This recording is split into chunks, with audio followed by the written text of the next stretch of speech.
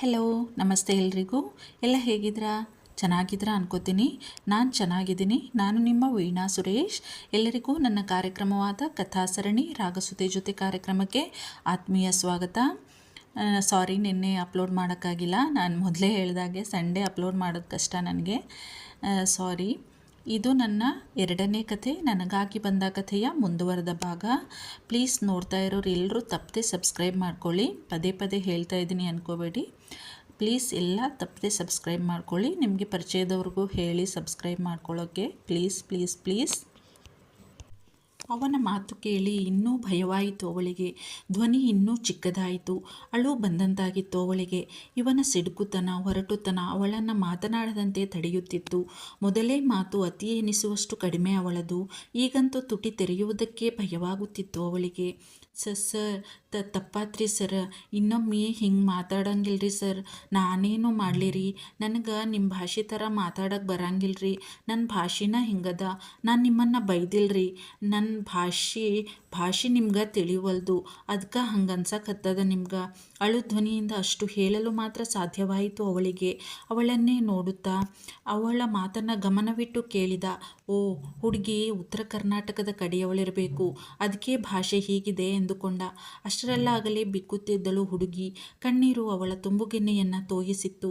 ಬೆಳ್ಳಗಿನ ಮುಖ ಕೆಂಪು ಗುಲಾಬಿ ಅಂತಾಗಿತ್ತು. ಸಂಪಿಗೆಯಂಥ ಮೂಗಿನ ತುದಿ ಕೆಂಪು ದಾಸವಾಳದಂತಾಗಿ ಹೋಗಿತ್ತು. ನೋಡುತ್ತಿದ್ದವನ ಎದೆ ಬಡಿತ ಮತ್ತೊಮ್ಮೆ ಏರಿತು. ಸರ್ರನೆ ತಿರುಗಿ ಅವಳಿಗೆ ಬೆನ್ನು ಹಾಕಿ ನಿಂತ. ಹೇಗಾದರೂ ಮಾಡಿ ಏನಾದರೂ ಅಂದು ಮೊದಲು ಅವಳನ್ನು ತನ್ನ ಕಣ್ಣ ಎದುರಿನಿಂದ ದೂರ ಕಳಿಸಬೇಕಿತ್ತು ಅವನಿಗೆ. ಅದಕ್ಕೆ ಮತ್ತೆ ಸಿಡಿದ ಅವಳ ಮೇಲೆ. ಏನು ಹತ್ತೋದು, ಏನು ಇಳಿಯೋದು, ಅದೇನಂತ ಮಾತಾಡ್ತೀಯೋ? ನಿನ್ನ ಹತ್ರ ಮಾತಾಡ್ತಾ ಇದ್ದರೆ ಒಂದಿನ ನಾನೇ ಹುಚ್ಚಾಗೋದ್ರಲ್ಲಿ ಯಾವ ಅನುಮಾನನೂ ಇಲ್ಲ. ಸರಿ, ಇನ್ನೊಂದು ಸಲ ಹಿಂಗೆ ಕೋತಿ ಥರ ಮರಗಿರ ಹತ್ತೋದು ನಾನೇನಾದರೂ ಕಂಡ್ರೆ ನಾನೇನು ಮಾಡ್ತೀನೋ ನನಗೆ ಗೊತ್ತಿಲ್ಲ. ಬಿಡು ಗಾಡಿಯಿಂದ. ನಿಂದೇನು ಕೆಲಸ ಇದೆಯೋ ಅಷ್ಟು ಮಾತ್ರ ಮಾಡ್ಕೊಂಡಿದ್ಯೋ ಬಚಾವಾದೆ. ನನ್ನ ಎದುರಿಗೆ ಏನಾದರೂ ಕಂಡ್ಯೋ ಅಷ್ಟೇ. ಏ ಹುಡುಗಿ, ನಾನು ಹೇಳಿದ್ದು ಅರ್ಥ ಆಯ್ತಾ? ಮಾತಾಡು. ಇತ್ತ ತಿರುಗಿದ. ಎಲ್ಲಿದ್ದಳು ಹುಡುಗಿ?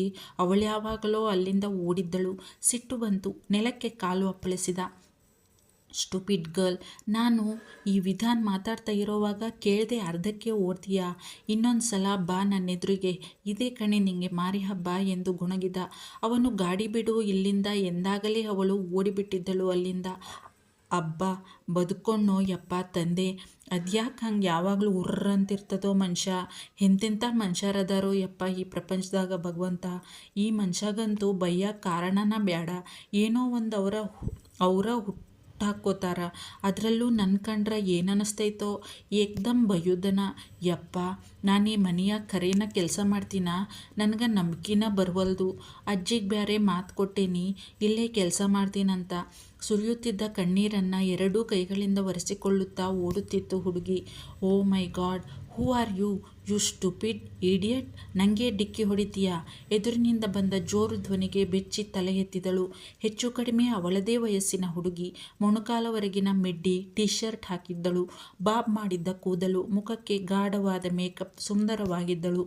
ಬಿಟ್ಟ ಕಣ್ಣು ಬಿಟ್ಟಂತೆ ಅವಳ ಅವತಾರವನ್ನು ನೋಡುತ್ತಾ ಬಾಕಿಯಾಗಿ ಬಿಟ್ಟಿದ್ದಳು ವಿಶಾಖ. ಏನು ಹಂಗೆ ನೋಡ್ತಿದ್ದೀಯಾ? ಯಾವ ಮನುಷ್ಯರನ್ನು ನೋಡಿಲ್ವಾ ನೀನು? ಮತ್ತು ಜೋರಾಗಿ ಗದರಿದಳು. ಯಾಕೆ ಬೇಬಿ, ಏನಾಯಿತು? ಯಾಕೆ ಹಂಗೆ ಕಿರಿಸ್ತಾ ಇದೆಯಾ ಎನ್ನುತ್ತಾ ಬಂದಿದ್ದರು ಲಲಿತಮ್ಮ. ಮಗಳಿಗಿಂತಲೂ ತಾನೇನು ಕಡಿಮೆ ಇಲ್ಲ ಎನ್ನುವಂತಹ ಮೇಕಪ್, ಡ್ರೆಸ್ ಅವರದು. ಈ ವಯಸ್ಸಿನಲ್ಲೂ ಕೂಡ. ಸಿ ಮಾಮ್, ಯಾರಿದು? ಸ್ವಲ್ಪ ಕೂಡ ಕಾಮನ್ ಸೆನ್ಸ್ ಇಲ್ಲ. ನನಗೆ ಟಿಕ್ಕಿ ಹೊಡೆದು ಸಾರಿ ಕೂಡ ಕೇಳ್ದಂಗೆ ನಿಂತಿದ್ದಾಳೆ ಎಂದು ತನ್ನ ಅಮ್ಮನಿಗೆ ಕಂಪ್ಲೇಂಟ್ ಮಾಡಿದಳು ವಿಭಾ, ಲಲಿತಮ್ಮನವರ ಮುದ್ದಿನ ಮಗಳು, ಈ ಮನೆಯ ಸೋದರ ಸೊಸೆ. ಓ ಸಾರಿ ಬೇಬಿ, ನಾನು ನಿಂಗೆ ಹೇಳೋದೇ ಮರ್ತಿದ್ದೆ. ಇವಳು ನಿನ್ನೆ ತಾನೇ ಬಂದಿದ್ದಲ್ವಾ? ನೀನು ಮನೆಗೆ ಬಂದಿದ್ದೇ ಲೇಟು. ನಾನು ಹೇಳೋದು ಮರ್ತೋದೆ. ಹೋಗಲಿ ಬಿಡು, ಈಗ ಹೇಳ್ತಿದ್ದೀನಲ್ಲ. ಇವಳು ಹೊಸದಾಗಿ ಬಂದಿರೋ ಈ ಮನೆ ಕೆಲಸದವಳು. ಅವರ ಮಾತು ಪೂರ್ತಿ ಆಗುವುದರೊಳಗೆ ಆಗಿನಿಂದಲೂ ಅಮ್ಮ ಮಗಳ ನಾಟಕ ನೋಡುತ್ತಿದ್ದ ವಿಧಾನ್ ತನ್ನ ಧ್ವನಿ ಎತ್ತಿದ. ಗೋಪಿ, ಇವ್ರಿಗೆ ಹೇಳು, ಈ ಹುಡುಗಿ ಮನೆ ಕೆಲಸದವಳಲ್ಲ, ನನ್ನ ಮುದುಕಮ್ಮನ ನೋಡ್ಕೊಳ್ಳೋದಿಕ್ಕೆ ಬಂದವಳು ಅಂತ. ಕೇರ್ ಟೇಕರ್ ಅವಳು ನನ್ನ ಮುದುಕಮ್ಮಂಗೆ. ಇವರಿಗೆಲ್ಲ ಬಿಟ್ಟಿ ಸೇವೆ ಮಾಡೋಕ್ಕೆ ಬಂದಿರೋ ಕೆಲಸದವಳಲ್ಲ. ಮನೆ ಜನಕ್ಕೆ ಸ್ವಂತ ಅಮ್ಮನನ್ನು ನೋಡ್ಕೊಳ್ಳೋದಿಕ್ಕೆ ಆಗಲ್ವಲ್ಲ ಪಾಪ. ಭಯಂಕರ ಬ್ಯುಸಿ ಅವರು. ಅದಕ್ಕೆ ಇವಳನ್ನು ನೇಮಿಸಿರೋದು, ಮನೆ ಕೆಲಸಕ್ಕಲ್ಲ. ಆ್ಯಂಡ್ ಯು, ನೀನೇನು ಕಣ್ಣನ್ನು ನೆತ್ತಿ ಮೇಲೆ ಇಟ್ಕೊಂಡು ಬರ್ತಿದ್ದ? ಅವಳಿಗೇನೋ ಈ ಮನೆ ಜನ ಎಲ್ಲ ಹೊಸದು, ನಿನ್ಗೇನಾಗಿರೋದು? ಹುಡುಗಿರ್ ಥರನೇ ಇರಬೇಕು. ನಿಂಗಂದೇನು ಪ್ರಯೋಜನ? ನಿನ್ನ ಬೆಳೆಸಿದಾರಲ್ಲ ಅವರಿಗೆ ಇರಬೇಕು ಬುದ್ಧಿ. ಸುಮ್ಮನೆ ಅಂತಾರ ತಿಳಿದೋರು, ನೂಲಿನಂತೆ ಸೀರೆ, ತಾಯಿಯಂತೆ ಮಗಳು ಅಂತ. ಈ ಮನೆಯಲ್ಲೇ ಇದೆಯಾ? ನಡ್ಕೊಂಡು ಬರೋವಾಗ ಮುಂದೆ ನೋಡಬೇಕು ಅಂತ ಗೊತ್ತಾಗಲ್ವಾ?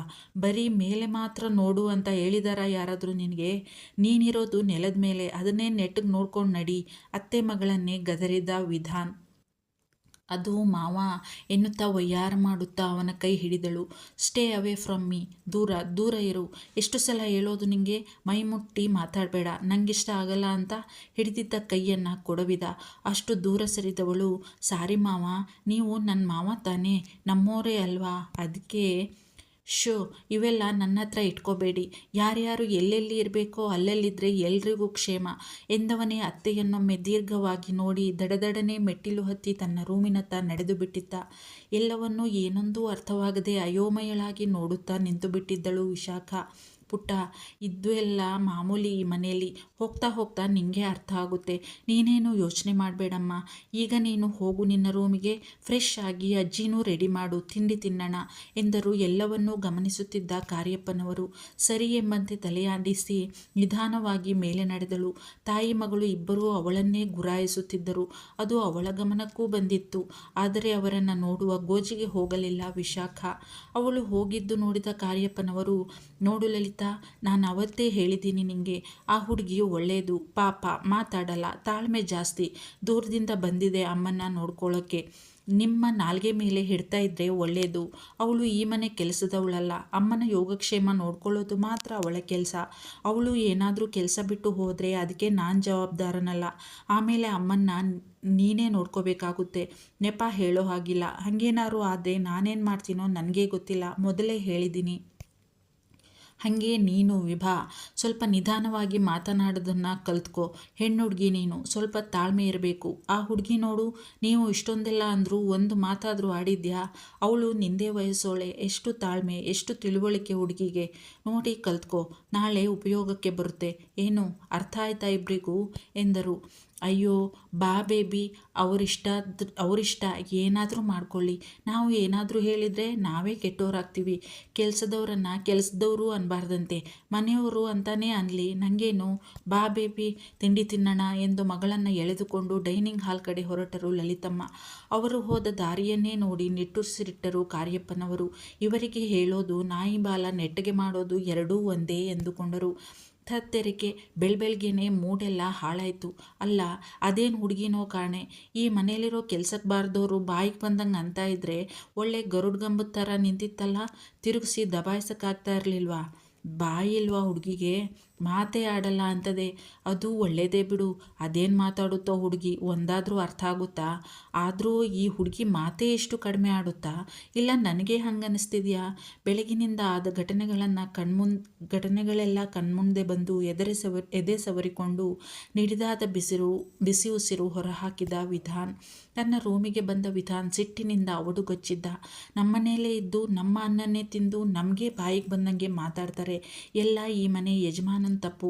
ಕೆಲ್ಸಕ್ಕೆ ಬಾರದೆ ಇರೋರ್ನೆಲ್ಲ ತಂದು ಮನೇಲಿ ಗುಡ್ಡೆ ಹಾಕ್ಕೊಂಡ್ರೆ ಹಿಂಗೆ ಆಗೋದು. ಅಲ್ಲ, ಆ ಅಮ್ಮ ಮಗಳು ಮನೇಲಿದ್ಕೊಂಡು ಏನು ಕಡ್ದು ಗುಡ್ಡೆ ಹಾಕ್ತಾರೆ ಅಂತ?